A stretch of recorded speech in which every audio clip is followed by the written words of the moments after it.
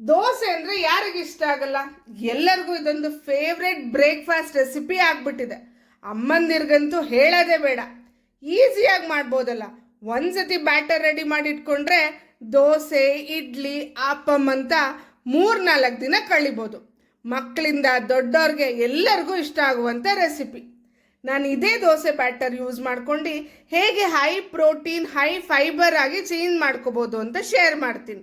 ನಾನು ಸುಮಾರು 1.5 ಕಟ್ಟಷ್ಟು ಪಾಲಕ್ನ ಚೆನ್ನಾಗಿ ವಾಶ್ ಮಾಡಿ ಬೇಯಿಸಿ 50 ಗ್ರಾಮಷ್ಟು ಪನ್ನೀರ್ನ ಬ್ಲೆಂಡರ್ಗೆ ಸ್ವಲ್ಪ ದೋಸೆ ಬ್ಯಾಟರ್ ಹಾಕಿ ರುಬ್ಕೊಂಡಿದ್ದೀನಿ. ಇದನ್ನ ಒಂದು ಬೌಲ್ಗೆ ಹಾಕ್ಕೊಳ್ಳಿ. ನಿಮ್ಮ ದೋಸೆ ಬ್ಯಾಟರ್ ಅದಕ್ಕೆ ಹಾಕ್ಕೊಂಡು ಮಿಕ್ಸ್ ಮಾಡ್ಕೊಂಡು ತವಾ ಮೇಲೆ ದೋಸೆ ಸ್ಪ್ರೆಡ್ ಮಾಡಿದ್ರೆ ನಿಮ್ಮ ಹೈ ಪ್ರೋಟೀನ್, ಹೈ ಫೈಬರ್ ಇರುವಂಥ ದೋಸೆ ರೆಡಿ.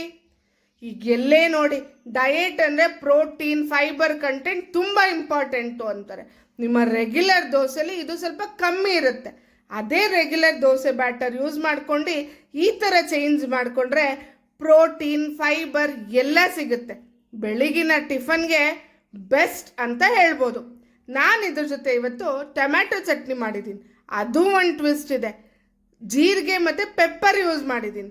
ಅದನ್ನು ಹೇಗೆ ಮಾಡೋದು ಅಂತ ನನ್ನ ನೆಕ್ಸ್ಟ್ ವಿಡಿಯೋ ನೋಡೋದು ಮಾತ್ರ ಮರಿಬೇಡಿ.